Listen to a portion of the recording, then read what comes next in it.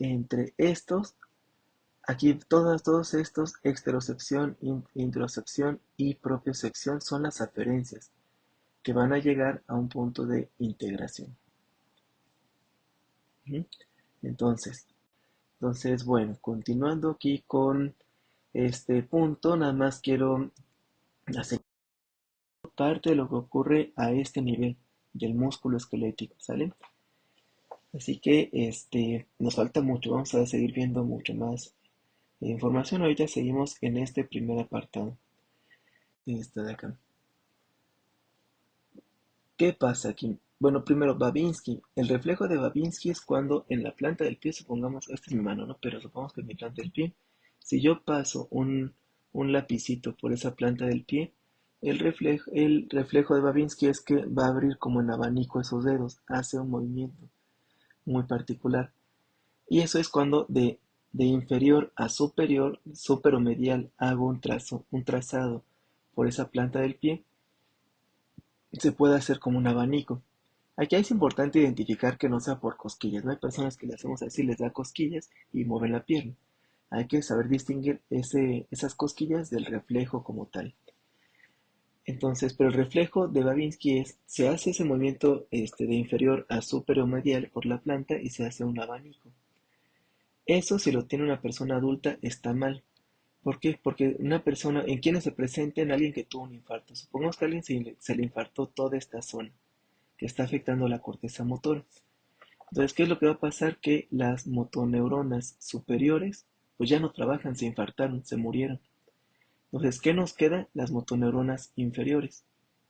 Y cuando se afecta esa superior, quien entra en comando, quien toma la batuta de esa jerarquía son las inferiores. Y las inferiores actúan por reflejo. Si yo hago ese estímulo sensorial en la planta del pie, se activa una vía aferente y a nivel medular dice, ok, no hay superiores, entonces voy a activar mi respuesta eferente y se da ese movimiento con la pierna. Es anormal. Si una persona hace ese movimiento, lo más seguro es que tuvo un infarto o alguna otra patología que dañó a las motoneuronas superiores. También, como les decía, se puede encontrar en niños recién nacidos. ¿Por qué en los recién nacidos? Cuando un niño acaba de nacer, normalmente la mayoría de las funciones en las cortezas están inmaduras, todavía no son capaces de mantener de trabajar de forma regular como lo hacemos en cualquier niño de 10 años o cualquier otro adulto.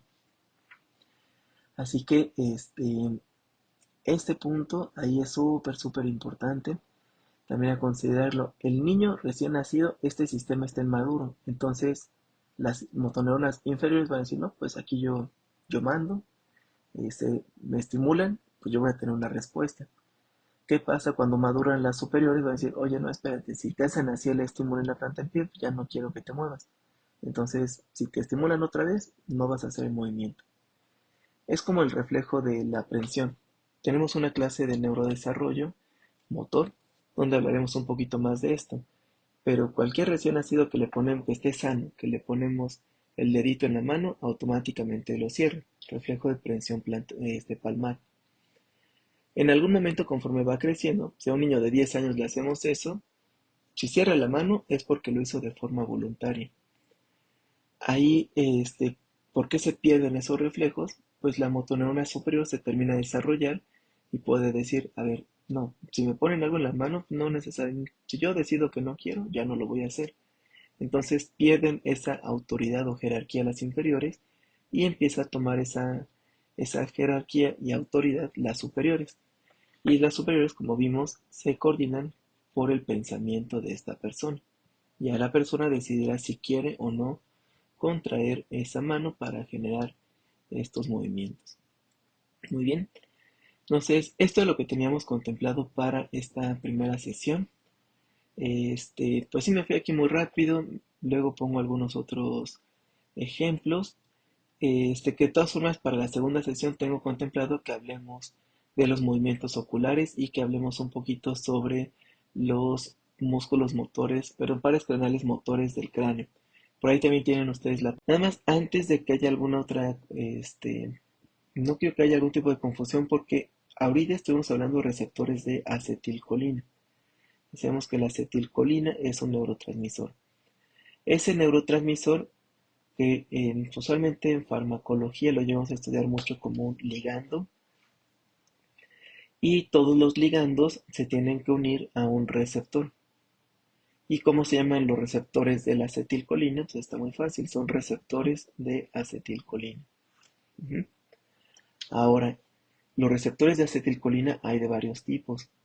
Pueden ser unos que se conocen como muscarínicos o tenemos otros que son los nicotínicos.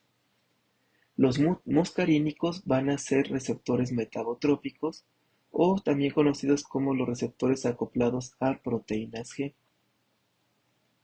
Y estos vamos a tener varios tipos. Hay muscarínicos tipo 1, 2, 3, 4 y 5. 5 tipos de receptores muscarínicos. Y dentro de los nicotínicos tenemos, estos van a ser canales iónicos o receptores acoplados a canales iónicos. Canal iónico. De los nicotínicos tenemos a los neurales y tenemos a los no neurales. De los neurales van a ser pues todos los receptores nicotínicos que se van a encontrar dentro del sistema nervioso. Pues ahí, por ejemplo, el ejemplo más sencillo es pues una persona fuma, los cigarros tienen nicotina y esa nicotina llega al cerebro y en el cerebro activa esos receptores. Que ahí puede a veces dar varios tipos de efectos a nivel del sistema nervioso central porque está actuando sobre neuronas, sobre receptores neurales de tipo nicotínico que responden usualmente a acetilcolina, pero la nicotina puede activar este tipo de receptores. Entonces, estos son los neurales. Los no neurales los podemos encontrar en, en células del sistema inmune, en algunas glándulas dentro de nuestro cuerpo y particularmente aquí pues es importante considerar el músculo.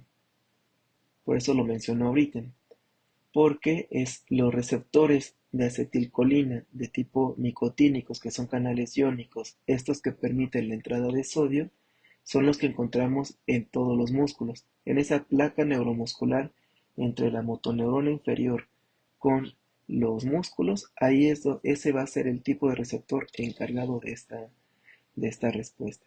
¿Mm? Y es el que genera el potencial de acción, después abre los canales de calcio, viene el retículo sarcoplásmico, etcétera, etcétera. Y ya se da la contracción del músculo. Lo quise recalcar desde este punto porque vamos a ver también algo de participación o qué tiene que ver el sistema nervioso autónomo con la conducta motora. Ahí este concepto va a ser muy importante, por ejemplo, si a alguno de ustedes les interesa temas como el biofeedback o neurofeedback, que es algo común, que algunos psicólogos se especialicen en estas áreas. Parte de la base para entender eso es conocer pues, la conducta y además conocer la respuesta del sistema nervioso autónomo en relación a nuestros pensamientos, funciones superiores. Esa integración que tenemos acá arriba tiene resultados voluntarios, conducta motora, y algunos involuntarios, que puede ser también conducta motora, pero también respuesta del sistema nervioso autónomo. Así que bueno, después de este breve paréntesis, vamos a continuar con esto de acá. Ahora bien, aquí tienen algunos conceptos básicos, la presentación ya lo tienen de los puntos que revisamos en la sesión pasada. Rápidamente parte de estas preguntas. ¿De qué forma puede fallar este proceso de contracción? Puede fallar si es que no se libera el neurotransmisor de acetilcolina. Puede fallar si la fibra de la motoneurona inferior estuviera dañada. Hay varias enfermedades, estas son fibras mielinizadas, hay enfermedades desmielinizantes o que lesionan estas fibras que pueden afectar esa conducción de la médula espinal o del tronco encefálico hacia el músculo. Otra en la forma en la que pueden fallar es a nivel del receptor. Hay enfermedades autoinmunes que atacan a esos receptores de acetilcolina y por más que la neurona se despolarice bien, se libere bien el neurotransmisor, pero si el receptor no está funcionando, entonces pues ahí vamos a tener también un problema para la contracción. Eso puede ser que haya Dentro de las proteínas dentro del músculo, las contráctiles, las estructurales, las de regulación, cualquiera de estas proteínas que puedan llegar a fallar, también van a afectar este proceso de contracción. Eso, o sea, hay un desequilibrio hidroelectrolítico, también puede afectarse a esa contracción. Y pues bueno, parte de estas enfermedades, la lista es bastante grande. Entonces, alteraciones en iones, enfermedades autoinmunes, lesiones neurológicas o enfermedades desmielinizantes, eh, daños directos, enfermedades al músculo o enfermedades genéticas pueden estar afectando a estos procesos.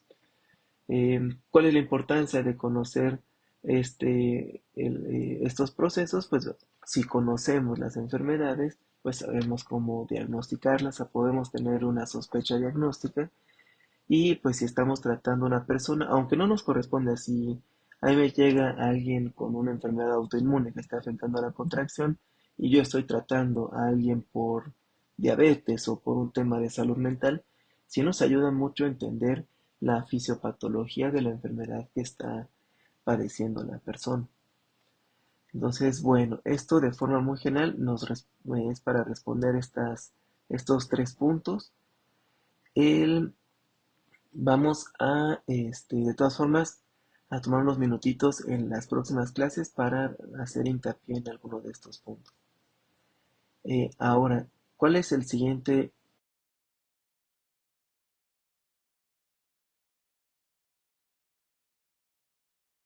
resumen? Decíamos que hay varias partes dentro de estos músculos, hay fascículos, hay fibras, miofibrillas y, y filamentos, ¿no? Que estos pueden ser los finos de actina o gruesos de miosina. Justo como veíamos aquí, en el video que les compartí previamente, hablábamos de que la unidad funcional del músculo son los sarcómeros. Esos sarcómeros están divididos, o no divididos, más bien delimitados por los discos Z y en la mitad de su estructura tienen a la línea M. Estas van a ser básicamente proteínas estructurales que va a ser un sostén donde se van a anclar los filamentos de actina y de miosina.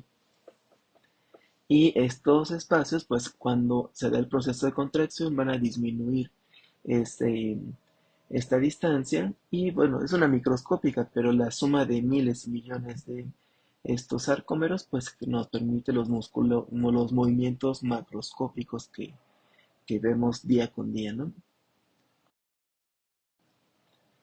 Bueno, esta parte también lo vimos en el video pasado, ¿no? En el que les dejé. Aquí además recuerden, muy importante, tiene que llegar la despolarización a esta motoneurona inferior. Básicamente aquí recuerden que van entrando iones de sodio que van generando esta positividad dentro de la célula. Y cuando llega a la terminal, ahí va a activar canales de calcio dependientes de voltaje, que son los que vemos aquí. Se vuelve positivo, se activan estos canales y entra calcio. Son selectivos para que únicamente entre calcio. Y calcio es un ion con carga positiva. Se acumulan esas cargas positivas de calcio dentro de la terminal y eso va a detonar un proceso de liberación de vesículas del neurotransmisor que está en esta neurona. Aquí, ese calcio activa un proceso de liberación que vamos a verlo con un poquitito más de detalle.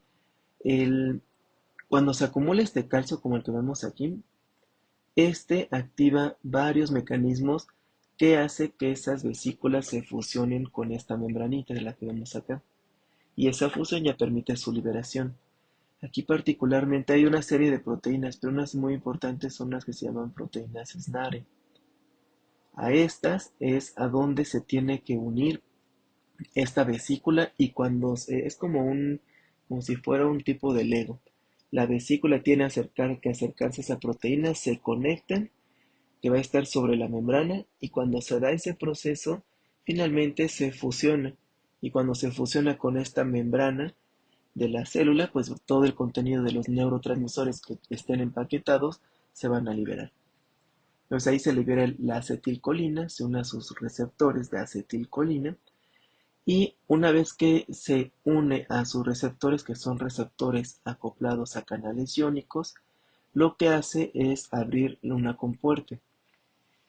Estos receptores de acetilcolina se unen a estos receptores y van a permitir la apertura de un canal selectivo que va a ser a sodio. Se abre y bueno, como sabemos, cuando entra sodio a una célula, favorece una despolarización. De estar en un estado en un voltaje negativo, se va a acercar a un voltaje positivo. Entonces, esto va a ser parte del proceso de despolarización y esto va a generar un potencial de acción en la célula muscular. Ahora, una vez que se da eso, el potencial de acción va a seguir fluyendo. Entonces, bueno, aquí en el video y en la presentación que ya les compartí, tienen esta diapositiva donde se ven los pasos para la contracción muscular en esta placa neuromuscular. Y aquí viene paso por paso. Esto es con mis propias palabras. Aquí la idea es que cada uno de ustedes sea capaz de explicar, pues al menos en estos 10 pasos, todo el proceso de la contracción del músculo. Si no lo tienen, háganlo como ejercicio, tratar de pues quitar los apuntes que la diapositiva y tratar de enumerar paso por paso qué es lo que ocurre en este proceso. Y bueno, ahora vamos a responder a lo largo de toda la membrana y va a hacer que eh, los retículos sarcoplásmicos que están por debajo de esa membrana va a abrir también canales dependientes de calcio, que usualmente estos están cerrados. Estos como triangulitos o patitas ahí de color negro que vemos aquí representan canales de calcio dependientes de voltaje. Entonces, esta línea azul es parte de la membrana muscular. Cuando se unió la acetilcolina a su receptor de acetilcolina, que es un canal dependiente de sodio, se abrió, entró el sodio, y eso va a permitir que se dé una apertura de esos canales de calcio. ¿Por qué? Porque se generó el potencial de acción del músculo y se va a estar propagando a lo largo de toda esa membrana. Se abren los canales y ¿qué pasa? Los retículos sarcoplásmicos son como bolsitas que almacenan mucho calcio. Y ese calcio, una vez que se libera, va a entrar en contacto con la troponina. Esta proteína que está dentro del músculo y lo que nos va a hacer es activar este complejo troponina-tropomiosina que va a descubrir los sitios de unión a la miosina y permite todo el mecanismo de acción para que inicie este proceso de contracción.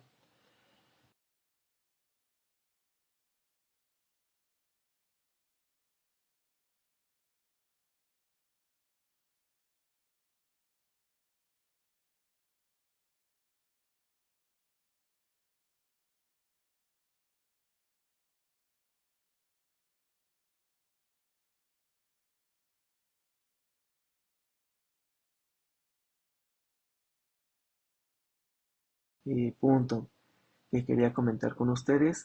Este, Aquí nada más es un fenómeno interesante. Cuando una persona muere, hay algo que se produce que se llama rigor mortis. Las personas se ponen muy, muy tiesas después de haber muerto. Y aquí hay varias razones por las que ocurre este proceso. Bueno, no es cierto, no hay varias. Realmente solo hay una. Y esto es, todas las células de nuestro cuerpo están perfectamente reguladas.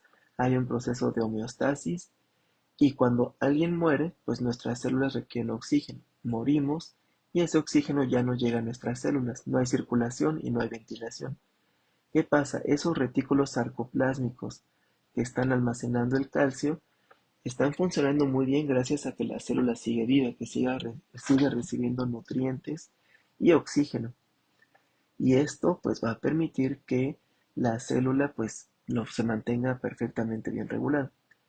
Entonces, cuando corto esos aportes, entonces esos retículos empiezan a fallar y todo el calcio, cuando una persona muere, más o menos, puede empezar a la media hora de que una persona fallece, ese calcio empieza a liberarse.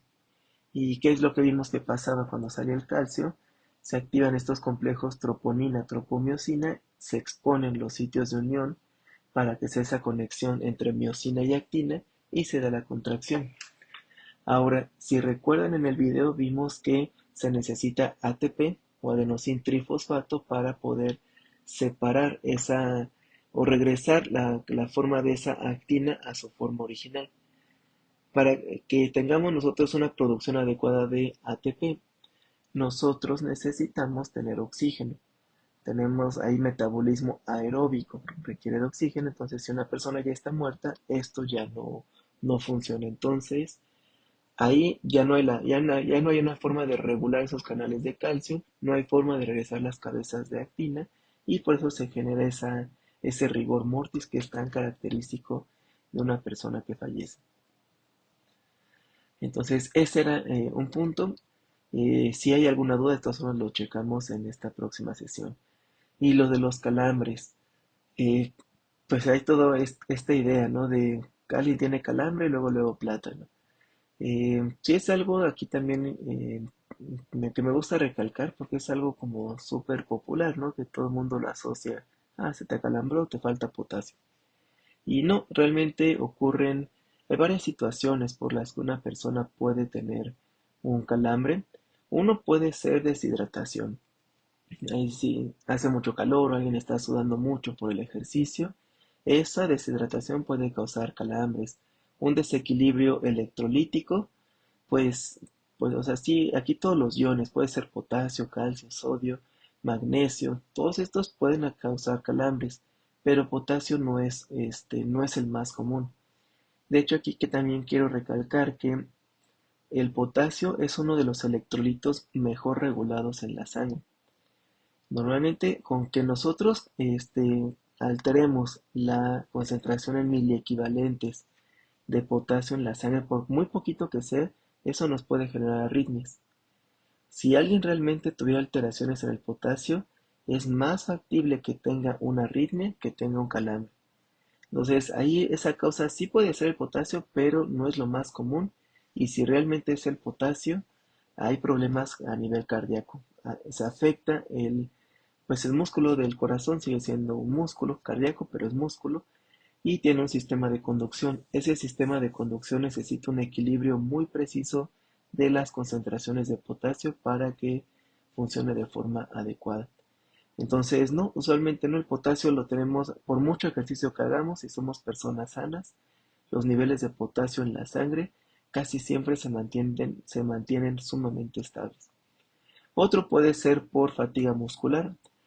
eh, Ahí depende mucho de cada persona, el tipo de entrenamiento, el tipo de ejercicio. Puede ser por circulación inadecuada, que no esté llegando suficiente oxígeno a los músculos.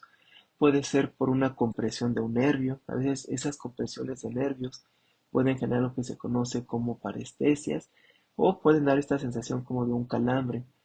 Este, También aquí esto sería algo más neurológico, algo en las fibras, particularmente en estas sensoriales, fibras sensoriales que recojan información de esa extremidad.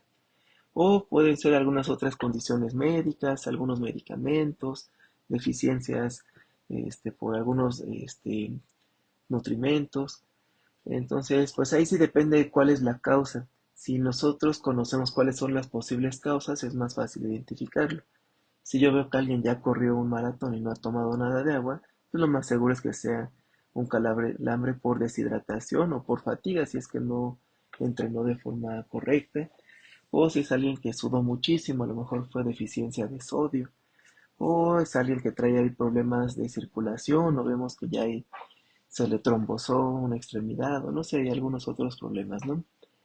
Entonces, bueno, esa es otra parte. Todo esto es para em, recalcar y seguir mencionando.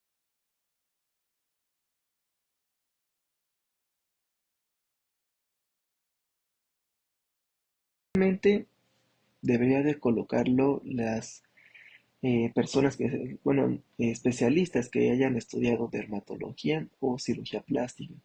Son los ideales. ¿Por qué? Porque pueden haber ciertas complicaciones que usualmente en medicina estética no se saben o no tienen la formación para tratar complicaciones.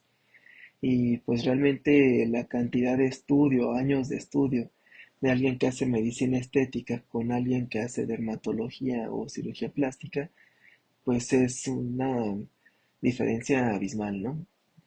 Quienes hacen derma estudian, bueno, no me quiero desviar mucho, pero quien hace derma o cirugía plástica estudia muchísimos años y tienen mucho más herramientas para aplicar el Botox de forma adecuada.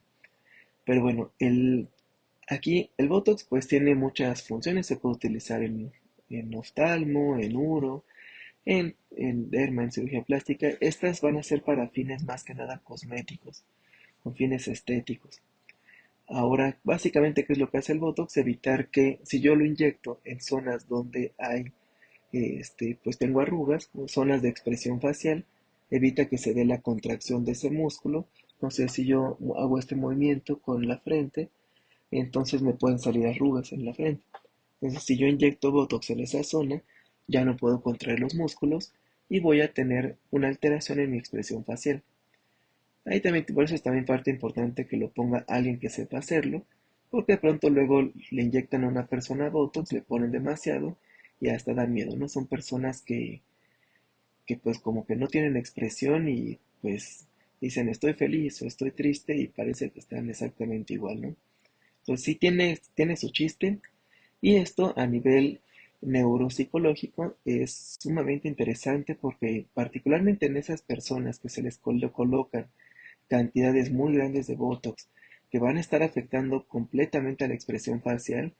De esto se ha visto, y de hecho hay un libro por ahí muy chiquito publicado, que es el que viene en la presentación, que afecta a los movimientos de expresión facial.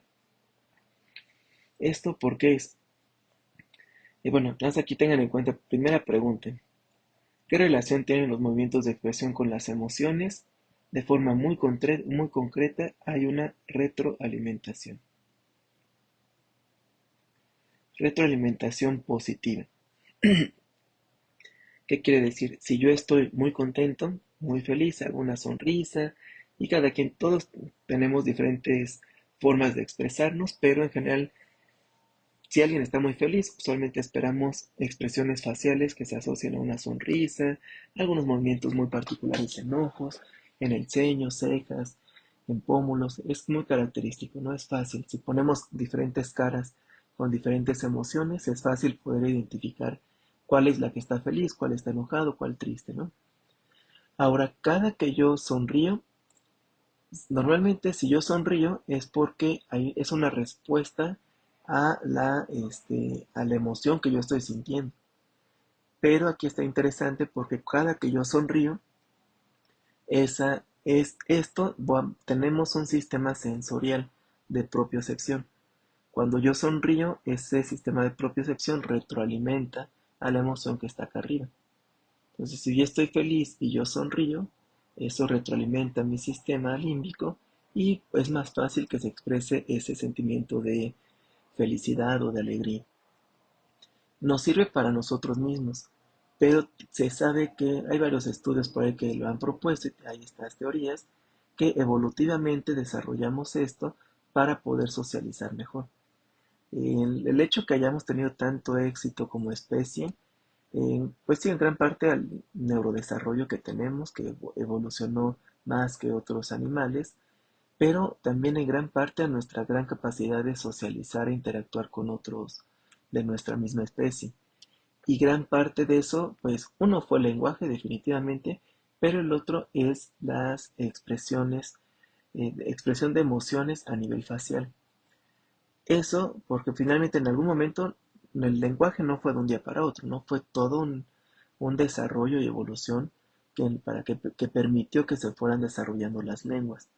Ahora, la lengua, como tal, hay también varias teorías interesantes, se cree que surgen a raíz de las expresiones faciales y de ahí pues algunas onomatopeyas o simplemente algunos sonidos que se empiezan a asociar y cada vez estos ruidos o gesticulaciones fueron evolucionando a algo más complejo y se empezaron a desarrollar ya palabras como tal y cada una fue teniendo un significado, pero la raíz del lenguaje se cree que realmente son las expresiones faciales.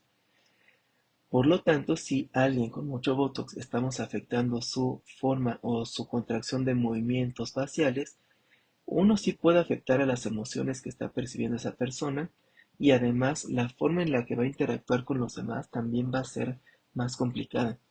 No va a ser lo mismo socializar con alguien que te dice que está muy feliz y ves la cara, como en los ojos, aquí en los cantos del ojo, en el ceño, en los pómulos, en la frente, que te diga, ah, sí, sí, está muy feliz, a que alguien te diga, sí, estoy feliz, pero tiene una cara de jugador de póker, ¿no? Entonces, son estos dos puntos los que vale la pena considerar aquí. Con este punto, pues vamos a ver que dentro de nuestra mente, uno, pues la interocepción. Yo puedo, ahorita vamos a hablar más adelante de esto, a nivel visceral, yo puedo sentir qué es lo que está pasando en mi estómago, en mi esófago, en mis pulmones, en algunas otras vísceras dentro de mi cuerpo. Y eso, pues claro que va a retroalimentar hacia mi sistema nervioso central, donde yo voy a estar integrando información de todo mi ambiente. Aquí creo que el ejemplo más sencillo es considerar que si yo ando con una buena colitis o me siento todo muy distendido porque comí algo que no me cayó muy bien, pues esto lo puedo percibir y claro que va a afectar a mi estado de ánimo. Entonces, la forma en la que yo pienso, las emociones que voy a estar sintiendo, a lo mejor me puede hacer más propenso a la ira o estar de malas en general todo el día. Claro que sí tiene que ver eso, la interocepción, la forma en la que yo siento mis vísceras o yo me siento internamente va a ser fundamental. Y pues claro, si yo me siento a todo dar, pues esto pues puede favorecer que yo me sienta bien a lo largo del día. Exterocepción, aquí va a ser toda la información del medio ambiente, visual, auditiva, táctil, que aquí también es un mundo de cosas que podríamos mencionar. Pues, no sé, abrazos, miradas con otras personas, música, diálogos, discursos, no sé, aquí hay mil cosas más que podríamos poner como ejemplo, pero sería dentro de la parte de exterocepción. Y finalmente aquí el punto más importante para responder estas preguntas previas es la propiocepción. Nuestro sistema sensorial, que bueno, ahí lo van a ver en otra sesión, pero pues está el sistema visual, auditivo, olfativo y demás, pero hay uno que es el propioceptivo, y este nos permite a nosotros detectar o sentir qué es lo que está pasando en mis músculos. Si mi músculo, yo no necesito ver mis extremidades para saber si yo estoy cargando peso o si no estoy cargando nada. Tampoco necesito ver mis manos para saber qué posición tienen. Yo sin ver perfectamente puedo saber si mi mano está abierta o está cerrada, o si está solita o estoy cargando algún objeto. Es porque mis músculos tienen sistemas sensoriales que se llaman propioceptivos que me permite sentirlos. Y también en mis tendones tenemos ahí los órganos de Golgi, que también son órganos, bueno, receptores sensoriales que contribuyen a mi propiocepción. Esto mismo aquí aplica si yo estoy muy contento por estas vías propioceptivas, mi sistema sensorial detecta que yo estoy sonriendo y eso retroalimenta a mi pensamiento, a mis emociones. También hay aquí algunos experimentos interesantes donde personas que se buscan, juntaban a varias personas en un solo cuarto, en un aula, en un salón, lo que fuera. Los ponían a todos juntos sin ningún estímulo, buscando que el, el estado emocional de las personas se buscaba que fuera neutro. Digo, es difícil decir que hay un estado neutro, ¿no? Pero el chiste es no poner estímulos que dieran tristeza, ni felicidad, ni ira. Algo, un estado así neutro, una habitación en blanco, y se buscaba esta, digamos, especie de neutralidad. Y había grupos, a un grupo se le pedía, oigan, a ver, ustedes de acá hagan una sonrisa, traten de, no se imaginen algo feliz, simplemente pongan una sonrisa, como ustedes usualmente sonríen. Y a otro grupo le decían, a ver ustedes, hagan cara de enojados. Y hacían estos experimentos durante 1, 5, 10, 15 minutos, ahí fueron varios los que se desarrollaron, y se dieron cuenta que las personas que sin tener pensamientos de enojo o sin tener una situación o una exposición a una situación de enojo, los metían a una resonancia magnética funcional y se daban cuenta que empezaban a activar a lo largo del tiempo centros asociados a la ira, al enojo, cuando se les pedía que hacían caras enojadas, que hicieran caras enojadas. Lo mismo pasó con las personas que se les pedía que pusieran una sonrisa. Sonreían y entonces el- los metían al resonador, les decían, tú continúa con la sonrisa, no pienses en algo feliz, solamente pon tu sonrisa, trata de poner la mente en blanco, pero sigue sonriendo. Y activaban más zonas relacionadas a la felicidad que los que estaban en el grupo de la ira. Esto pues realmente, la respuesta es sí, sí, nuestras expresiones faciales definitivamente sí regulan nuestras emociones. Y no solo a nosotros mismos, sino la forma en la que interactuamos con otras personas. Aquí también hay por ahí muestra algunos otros experimentos sociales donde se ponían a personas común y corrientes a interactuar con personas que traían pues unas buenas dosis de Botox, ¿no? Que su expresión facial se veía limitada. Y normalmente se percibía, las personas que convivían con ellos, se percibía cierta desconfianza o les costaba trabajo a veces entender, no sabían si era sarcasmo, decían cosas en doble sentido y definitivamente la percepción de las personas era no me siento en confianza en seguir, no me gusta, no me interesa como tal seguir conviviendo con la persona y se comparaba con personas que no tenían Botox, personas que tenían sus expresiones faciales sin ningún tipo de alteración. Y parte del estudio era preguntarles con quién te gustaría convivir en futuras ocasiones, más tiempo, o con quién tú sientes más confianza. Y era más fácil que sintieran más confianza con las personas que sí tenían estas expresiones faciales. Así que bueno, esto lo vamos a, espero le hayan podido dar alguna revisión a estos puntos, los vamos a retomar más adelante, ya que empezamos a ver funciones superiores, me parece que entre tercera y cuarta sesión.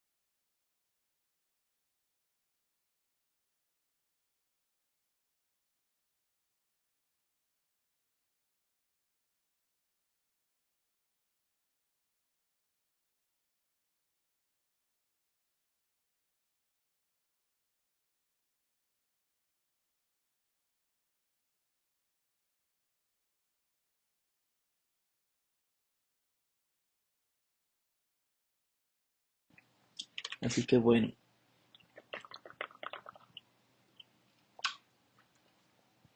dentro de estos receptores propioceptivos, uno son los osos musculares. Esto, pues, en general, las bases más fuertes de la neuropsicología y de las neurociencias fue muy importante la neurofisiología, los registros electrofisiológicos. Hoy en día hay mil técnicas más, pero la electrofisiología ha aportado muchísima información a las neurociencias y a la neuropsicología. Y aquí les pongo unos ejemplos. ¿En qué consisten estos registros electrofisiológicos? Básicamente es tener un electrodo de registro y esos electrodos se ponen sobre neuronas. Se busca una fibra nerviosa, en este caso una sensorial, buscaban, mira, un uso muscular que está ahí dentro del musculito, y esta es una fibra sensorial que manda información propioceptiva. La registro y lo que registra este electrodo es cambios en el voltaje. Entonces sabemos que cuando una neurona se activa, se despolariza. De valores de menos 80 milivoltios se puede ir a más 15 milivoltios. Eso es lo que detectan.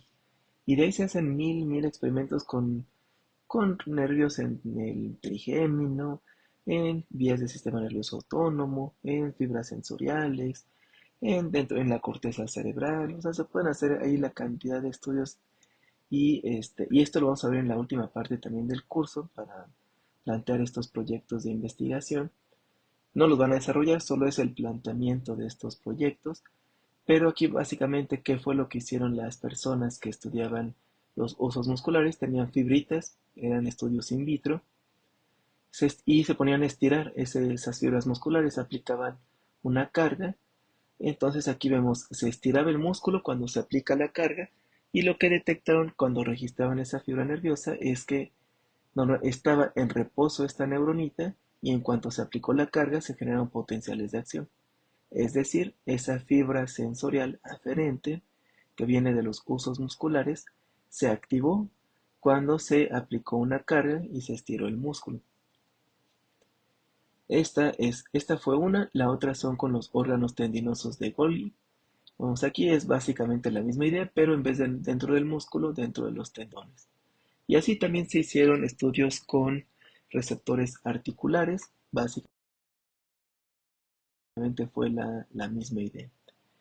Entonces aquí pues está interesante esto, si se ponen a revisarlo en algún momento van a ver que estudios pues que serán más o menos entre el año 60 y pues 2000 todavía se hacen, ¿eh? Hay muchas publicaciones todavía del 2023 que yo he visto y son por electrofisiología, solo que ya no tiene tanta importancia porque hay otros, o tanta relevancia porque hay otros estrategias de estudio y metodologías.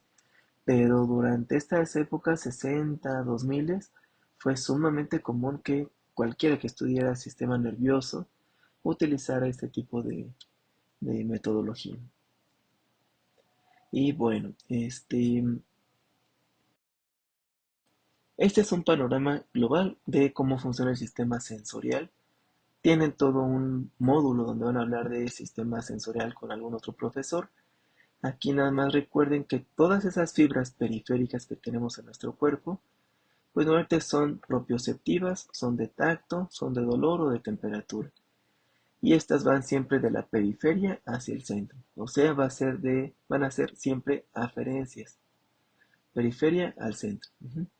Entonces aquí vemos un ejemplo de receptores en la piel, pero cuando hablamos de propiocepción sería pensar de músculo, articulación o tendones hacia sistema nervioso central. Aquí en este caso en particular vemos la médula espinal. Y aquí, para el sistema motor tenemos motoneuronas superiores, motoneuronas inferiores y el músculo. Para el sistema sensorial tenemos, este es descendente, de arriba hacia abajo. Las vías sensoriales son ascendentes, es neurona de primer orden, que es la más periférica, las neuronas de segundo orden o de proyección, que son las que viajan por la médula espinal, y las de tercer orden son las que van del tálamo hacia las cortezas. Esta es una tablita, les digo, como tal no me corresponde a mí hablar de las vías sensoriales, solo recuerden que tenemos a nivel periférico diferentes tipos de fibras que transmiten información. Estas fibras que transmiten información son las motoras, que son de las que vamos a estar hablando mucho, y las sensoriales, que son las que vemos aquí. De las sensoriales tenemos a las desmielinizadas, que son las tipo C, para dolor y temperatura. Las A delta, que también son para dolor y temperatura, que están ligeramente mielinizadas. Las A beta, que son para el tacto. Y las A alfa, que son las que ahorita revisamos, que son las propioceptivas. Estas son las fibras que conducen a la velocidad más alta de todas estas fibras sensoriales. ¿Por qué? Porque son las que tienen mayores vainas de mielina, bueno, un mayor grosor, mayor diámetro en esos axones, y como saben, mientras mayor sea la mielina, mayor va a ser la velocidad de conducción, que aquí lo vemos de 80 a 120 metros por segundo. Eso, para darnos una idea, son más o menos unos 800 kilómetros por hora, la velocidad de un avión comercial, a velocidad crucero, ¿no? Entonces, pues, a 800 kilómetros por hora, un trayecto que sea de la rodilla hacia la médula lumbar, pues es rapidísimo, ¿no? La información llega en fracciones de segundo.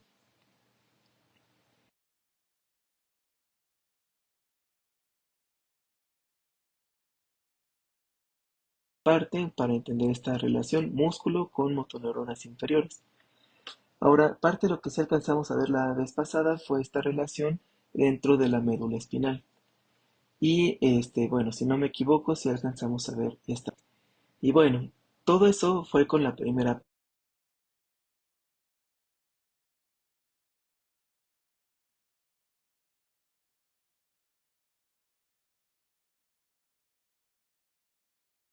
parte de aquí. Vimos también algunas generalidades anatómicas de la corteza motora, el homúnculo por acá atrás. Bueno, ay, perdón, esta motor a nivel de la médula espinal. Entonces, aquí en general tenemos motoneurona superior, corteza, la médula espinal, en este ejemplo, porque acuérdense que no siempre viene de la corteza, puede salir de tronco encefálico.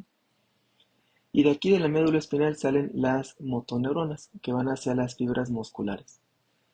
Entonces, aquí se conoce como una unidad motora simple, que es una motoneurona y ya, hacia la fibra muscular. Aquí, esto es una imagen simplemente representativa, pero en promedio, una motoneurona inferior usualmente inerva a unas 150 fibras musculares. Imagínense eso es muchísimo. Más o menos me imagino como si fuera un profesor o una maestra de kinder queriendo coordinar a 150 niños. Eso es algo bastante complicado, pero lo hacen la gran mayoría de nuestras motoneuronas inferiores. Ahora, esto dice es un promedio. ¿Qué quiere decir? Que pues hay fibras que tienen menos y hay otras que tienen más. Esto, cuando hablamos de precisión en el control muscular, tiene que ver justamente con estos puntos. Por ejemplo, de los movimientos que tenemos sumamente precisos, pues ya hablábamos de los de la lengua, los de los labios, expresión facial, pulgares, dedos de la mano. Pero otro muy preciso son los movimientos oculares. Tenemos 6 músculos en cada ojo que están regulados por 3 pares craneales. Y esos son tan precisos que usualmente una motoneurona inferior va a regular de 10 a 15 fibras musculares. Y hay algunos que están incluso reportados que pueden llegar a ser la relación de una motoneurona para 3 fibras musculares. Ese es un movimiento sumamente preciso. Y si comparamos, por ejemplo, con el músculo del bíceps aquí en el brazo, el famoso conejo, llega a ser fácilmente una motoneurona inervando a 2000 fibras musculares. Y claro, no se compara la precisión de un ojo o de un pulgar con el músculo del bíceps o el cuádriceps en las piernas, ¿no?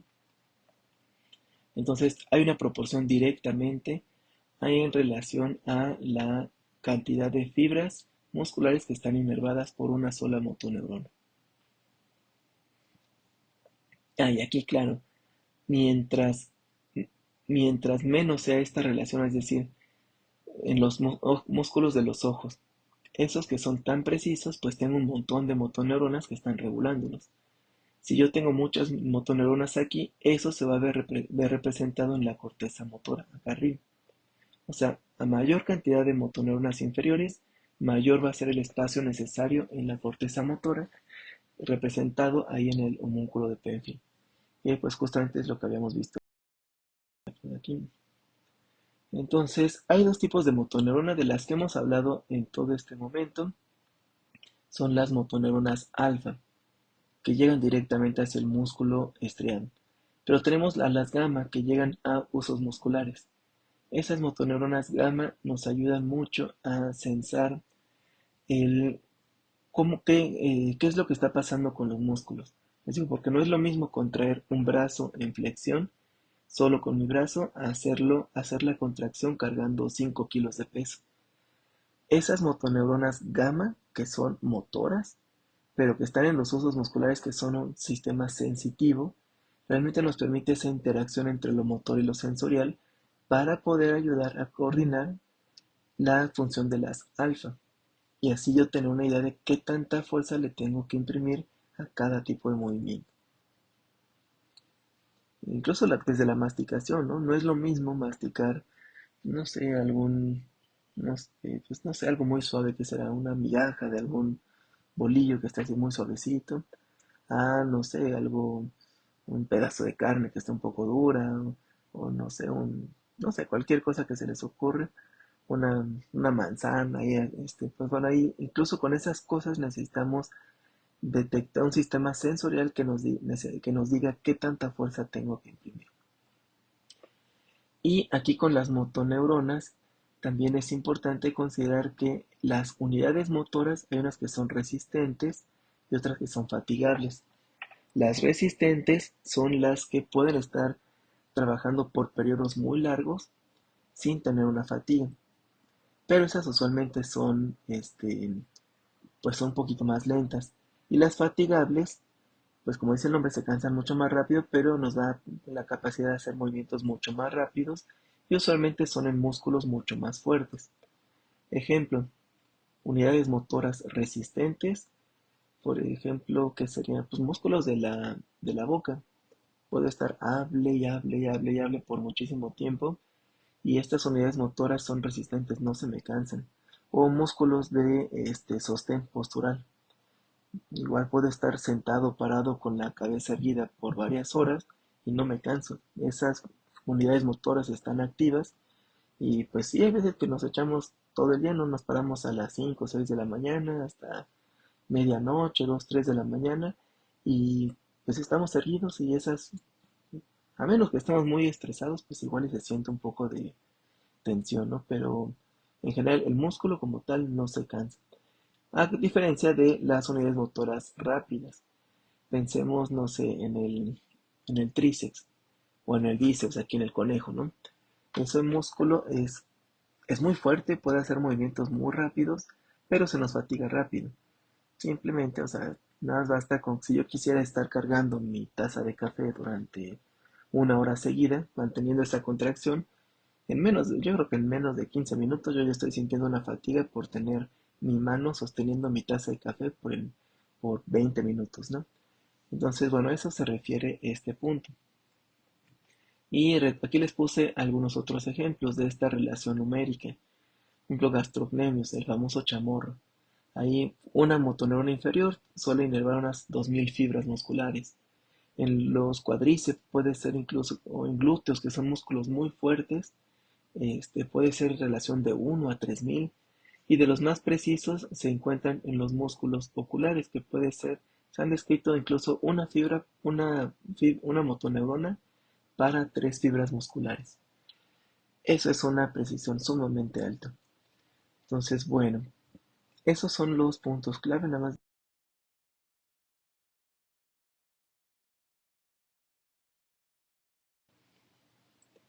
La médula espinal actúa de forma independiente, pero abajo, segunda idea. Estos reflejos a su vez están regulados por sus sistemas supraespinales. Si yo tengo un infarto en la corteza motora, estoy afectando ese subsistema supraespinal y ese usualmente me regula a la baja ese reflejo, ¿no? Y bueno, esa es la división. Y acuérdense, entonces supraespinales de aquí para arriba y son diferentes partes del cerebro, nada más bueno, el cerebro y del tallo encefálico. ¿No? Así aquí recuerden, yo voy a estar hablando mucho de esto. Nada más para que si no lo tenían claro, nada más para que lo recuerden. Tronco encefálico de superior a inferior se divide en mesencéfalo, puente o protuberancia y el bulbo raquídeo. E inmediatamente por debajo de esto ya viene C1 y de aquí pues está la cola de caballo. Acá tenemos el diencéfalo y el telencéfalo, y además el cerebelo, ¿no? Que son las estructuras adicionales al tronco encefálico que tenemos. Mientras más cercano estemos de esta estructura, son más funciones vegetativas. Mientras más lejos estamos de estas estructuras, son normalmente áreas de asociación y funciones mentales superiores. Lo más céntrico es más básico y lo más cortical es más complejo. Ujú. Digo, es bastante complejo también lo de acá abajo, pero son para funciones vitales. Aquí vamos a ver también más adelante, pero personas que tienen lesiones grandes en la corteza son los que se dice que quedan en un estado vegetativo, que el tronco si les funciona pueden tener reflejos de deglución, pueden tener reflejos este, musculares, pueden tener el control de la respiración, entonces pueden mantenerse vivos por una buena cantidad de tiempo, pero ya no tendrán funciones superiores. Memoria, pensamiento, emociones, etcétera, etcétera. Entonces, bueno, creo que esto son otros algunos ejemplos de reflejos osteotendinosos. Nosotros vimos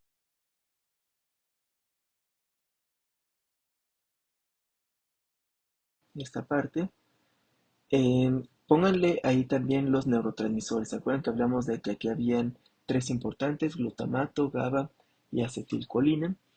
Y que en estos se regulan despolarizaciones e hiperpolarizaciones para que se pueda dar esta famosa patadita, que es una coordinación entre los músculos extensores y flexores. Y hay un sistema, un circuito dentro de la médula espinal que regula todo esto, gracias a vías aferentes que regulan estas vías eferentes. ¿Mm? Esto, si no me equivoco, si lo vimos la clase pasada. Si tienen alguna duda, me avisan y podemos programar ahí una sesión este jueves o viernes. Y si no, el sábado tomamos unos minutitos para platicarlo. Bueno, lo último que quería mencionarles, les puse por ahí pues una secuencia, no más que nada para que tengan en mente qué es lo que ocurre con estos reflejos. Entonces también traten de tener esta idea ahí de cómo es que ocurre.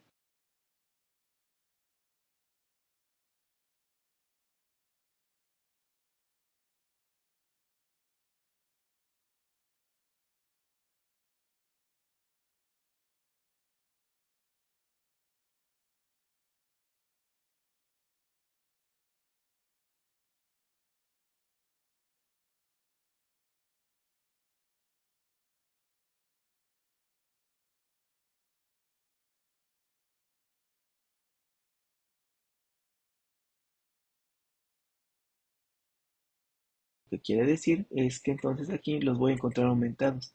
Es normal darle con un martillito a la rodilla y encontrar esa patadita. Alguien que tiene un infarto, ese reflejo se va a ver mucho más fuerte, la patada es mucho más fuerte. El tono puede estar aumentado cuando es la lesión en las superiores. Las fasciculaciones ahí van a estar ausentes.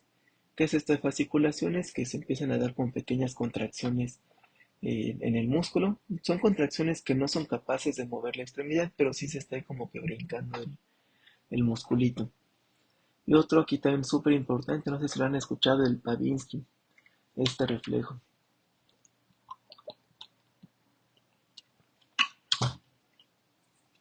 Con, con este reflejo, aquí el Babinski es un reflejo que si lo tiene una persona adulta está mal. Pero ¿en dónde puede aparecer Babinski? Babinski puede aparecer en recién nacidos o personas que tuvieron un infarto en las motoneuronas superiores. Ahí, ¿qué es lo que ocurre? Vamos a regresarnos otra vez un poquito a una diapo. Vámonos a... mm, mm,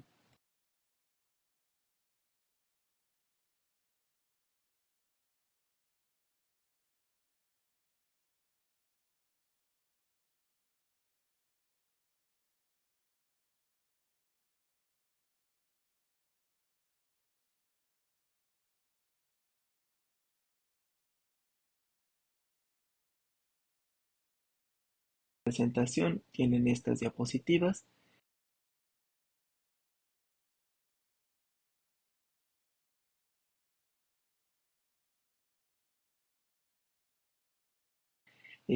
Particularmente aquí es súper interesante conocer cómo se da esta fijación de voluntaria. Hay una parte voluntaria, otra involuntaria. Tiene la presentación, si, por favor denle una checadita. Vamos a hablar de esto.